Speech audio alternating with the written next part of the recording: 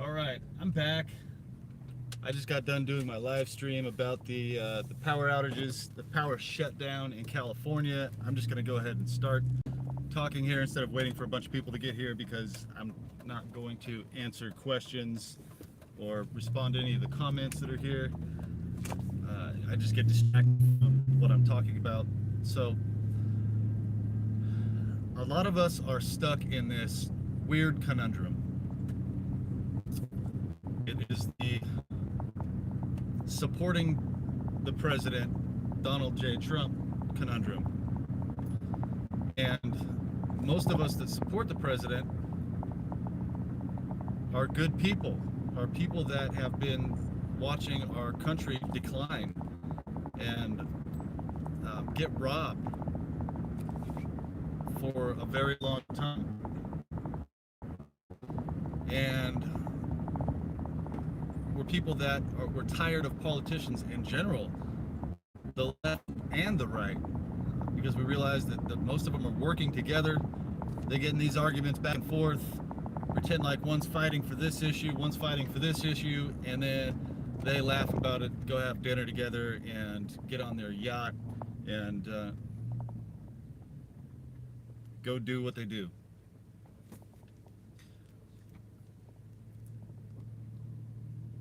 A lot of us like Trump because he actually speaks to the people like a friend, like family would. It's not always a comfortable. No, I shouldn't say not always. The guy doesn't lie. He he won't lie to you to make you feel better. He will tell you the truth, whether it's uncomfortable or not, whether somebody likes what he says or not. And I've never really been a fan or a huge supporter of a president. I usually hear them talk and I understand what canned statements are, what talking points are, what actors do. And they they smile and they give you this warm fuzzy feeling, and so you feel comfortable. And then when you feel comfortable with that person, like, oh, I'm on their team, they're on my team, they're doing this for me, this is going to affect me the most,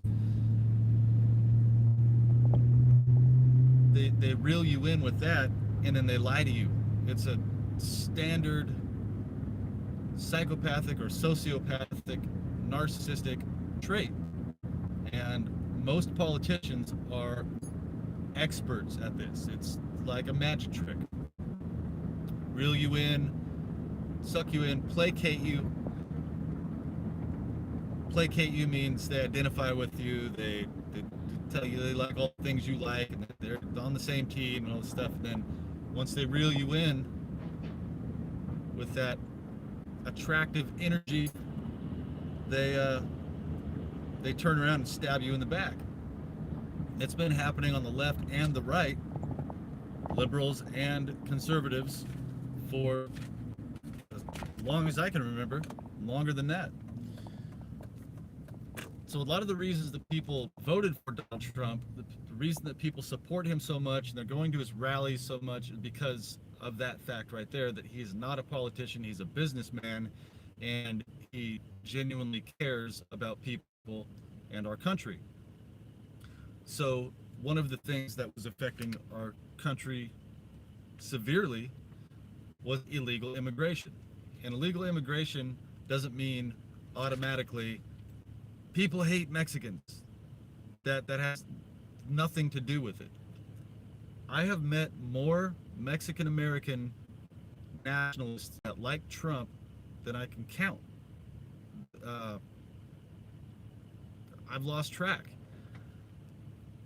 So it has nothing to do with race or ethnicity, whichever word you want to use, because there are people that are coming into our country and basically not playing the same game that we have to play. We are subject to all kinds of different things, taxes, one, um, and a lot of, for illegal immigrants, regardless of nationality, where they came from, whether they're from Canada, uh,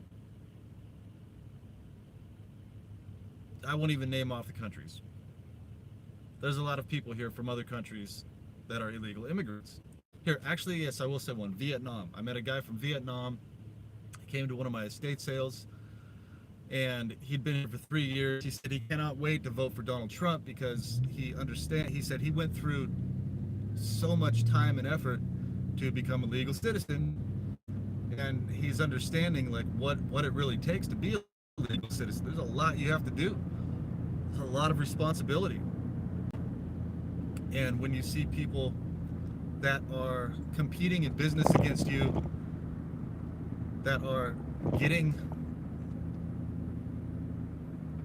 financial help, free college, monthly subsidy or stipend, whatever word you want to use, different programs, and you're not privy to, or you're not offered any of this help to make the value of your life increase, to benefit your livelihood, but yet money is being stolen from your paycheck every week, 2 weeks, month, annually, whichever way you pay your taxes. When that's been being taken from you by force, not voluntarily, you start to realize, hey, hold on, I feel like a slave for people that that I have, like no connection to.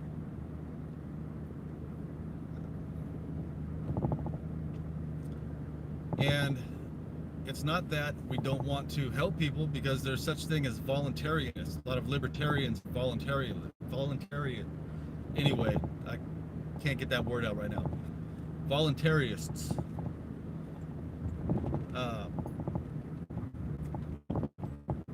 Look at the people that are donating their time and money, equipment, and manpower to go to cities like Los Angeles and clean up, was it 40 tons of garbage, clean up the streets, go to, where else did they go?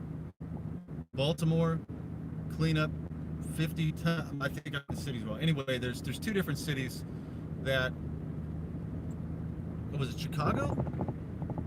It's Los Angeles, Chicago, Baltimore. 2 have been done, 1 is on the list to get taken care of. And these people genuinely care about people, and they want to go help clean up the neighborhood that other people have just completely trashed. It's voluntarianism. Something like that. I can't get the word right. Voluntarianism. Anyway, just look it up. So that's how things should be. We want to help other people with our time, effort, and money. We should be able to, but we shouldn't be forced to. And Trump understood that is a huge drain on our society, on our infrastructure, our streets, our bridges, our schools, our all kinds of government entities that affect our society. So a lot of people are really stuck because they're not racist, they don't hate people, but yet they're tired of paying for other people that just want to take. And it can be a pretty tricky conundrum. For me personally, I love the Hispanic community.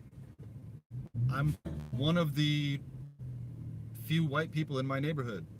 My ex-wife was Latina. My girlfriend after that was Latina, Spanish. Who I'm dating right now, Latina. Who is a Trump fan, by the way. Sorry for outing you. She doesn't tell her family that, but I'm sure her family doesn't watch my live stream, so I always have. I grew up in Central California. All of my friends were mixed ethnicities: white, black, Mexican, Asian, Hmong, which is Asian, Indian, Indian from India, Native American, every ethnicity. We were pretty multiculturally diverse in California, and that was the norm to me. Never had any issue with any race, any ethnicity. And so when you talk about illegal immigration and people automatically peg you for a racist, it's hey, come here, come here. That guy's allowed to drive that car. It's all right. It's all right. It's really heartbreaking to know that people are so quick to judge that because you do not approve of illegal immigration, you're automatically a racist or a white supremacist or whatever the term is they want to use against you. I speak with more Hispanic people, more Mexican people where I live than just about anyone. And if I hear them speaking Spanish, I take the opportunity to learn Spanish. My garage sale I had last weekend, I spoke Spanish probably more than I spoke English, and I was having a great time with it. I was meeting a lot of new friends. I was learning things from people that I didn't know. They were learning things from me. There was a guy that lived in Colorado for like 38 years. He was speaking Spanish with his wife, and I started speaking to him in Spanish, and then he said something in English, and I said, "Oh, sorry, man. I didn't mean to assume that you only spoke Spanish. I just, I'm practicando mi español, which is I'm practicing my Spanish." And he said, "Oh, good. You have good pronunciation." And I was like, "You do too, buddy. That's how long have you been, learning English?" And he said, "Oh, for a long time, but my English isn't that good." And he had perfect pronunciation. So I let him know, "No, man, your English is actually really good." And so we were like complimenting each other on attempting to be bilingual. He was actually bilingual. I'm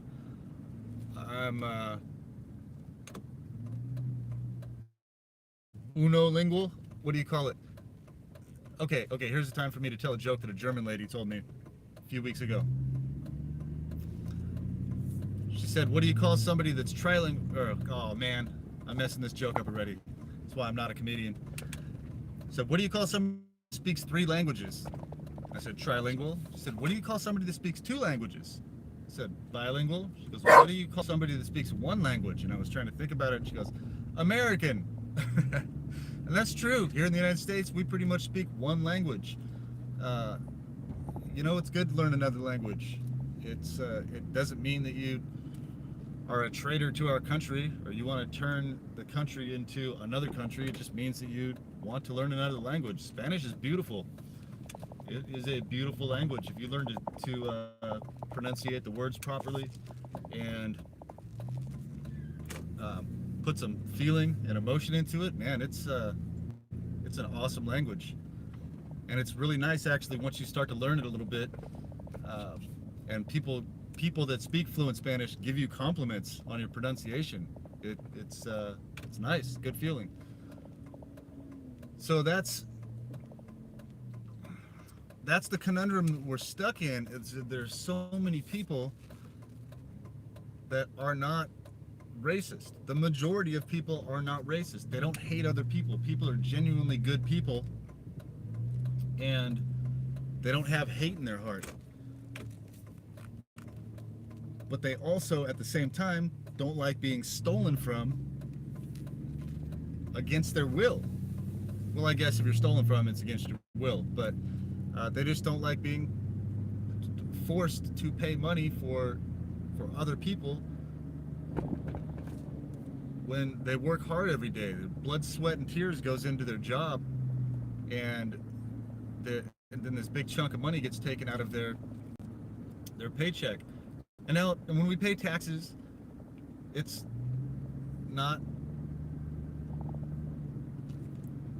doesn't all go to illegal immigration. under the impression that that's what happens. A lot of it goes to the global industrial war machine, basically. Um, and that's another reason I like Donald Trump, is because he wants to get us out of endless wars. That's actually more tax money goes to that than illegal immigration. Eisenhower tried to warn us and let us know that the global industrial war complex, the military industrial complex, will be the downfall of our country, possibly the world, because we need a strong military. We need trained troops. We need the Army, the Air Force, the Navy, the Marine Corps, and the Coast Guard. HHS, I don't know. They could probably go. But we need a strong military. We need a highly funded military, and we need people to be trained to protect our country at any time. But what we also need at the same time is to make sure that we have systems in place that people that abuse military budgets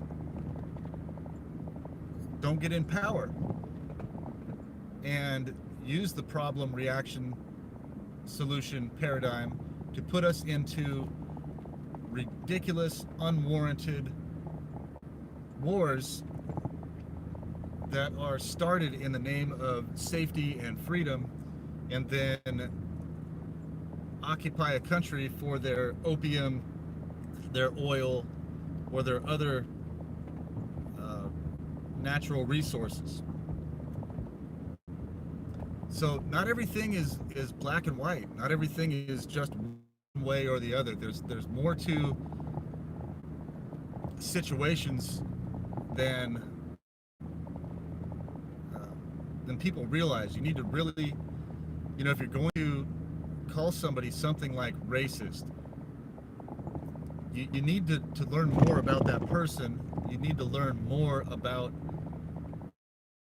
what their intentions are and who they are as a person before you just use the word racist.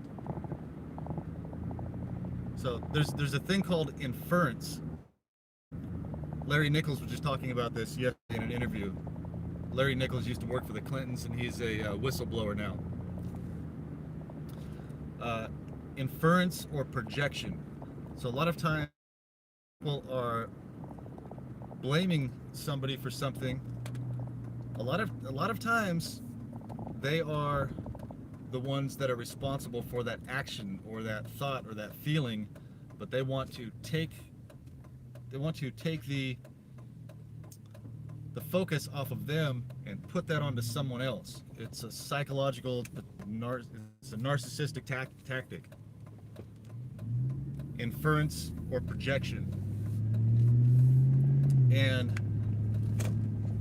racism works in different ways.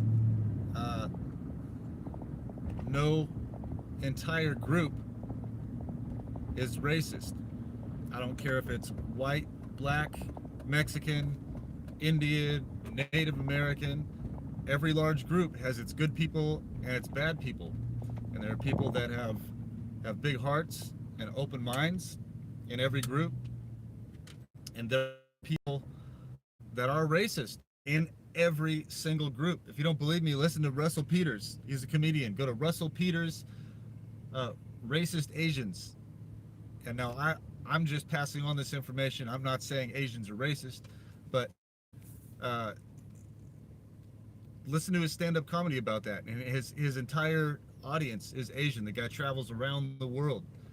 He's Indian, from India. He talks about his parents. He talks about every ethnicity you can think of, and he nails it. He asks people in the audience. He talks to him. He has conversations with him, and he asks them, "Am I right? Am I right?" And they're like, "Yeah, you're right. You're right. My parents are this way or that way." And it's all situational. It all depends on the individual not on the color of their skin or because they support a certain political idea. Everything is situational. I've had people be racist against me. Uh, a Hispanic lady, if you go back and look at my videos, was gang stalking me, trying to start a fight with me, trying to get me to get into a fight with her brother, I believe it was, and called me a white piece of shit when nothing I said to them had anything to do with race or ethnicity. That's racist. That lady is racist. That doesn't mean that I'm going to assume that every other person of Latin origin hates me or is racist. It would be ridiculous for me to think that. But a lot of times mainstream narratives and the power structure, that they don't want to get along, they don't want us to love each other, they don't want us to work together, they want us to constant battle with each other and just assume everyone's racist. That's not the case. That is not the case at all. Look up, go on Twitter and look up hashtag Blexit, Blexit. What that is black exit from the Democratic Party. A lot of African Americans have been lied to for a century and realized it, and they're leaving the Democratic Party. They're wearing MAGA hats. They're marching to the White House in support of Donald Trump. But the mainstream news won't show you them marching to the White House to support the president. They won't show you Latinos for Trump. They won't show you the group of the Rude Boys, like in Florida, that are all of Latin descent that support Trump. They'll only show you the Rude Boys that have skin color like mine, which actually in the summertime, if I'm out enough, is darker than some people with Latin descent. People from Jalisco and Chihuahua are lighter than me. They look whiter than I am. Go to a YouTube channel called That Was Epic. There's a guy named Juan Gonzalez. The guy's hilarious. He does all kinds of these prank videos. People call him out when he says his name is Juan. They don't believe him. He gets out his ID and he's like, "Here, check it out. My name's Juan Gonzalez. I'm from Chihuahua." And then he speaks perfectly fluent Spanish, which anybody that was born and raised in Mexico would. And they're just completely surprised. So don't always judge a book by its cover. Don't be too quick to judge. Be more patient. Be more understanding. Take time to listen, and don't just be so don't be so judgmental and hateful towards a certain group of people just because you were told that's the way it's supposed to be. That's it. I'll end on that. Everybody have a great day.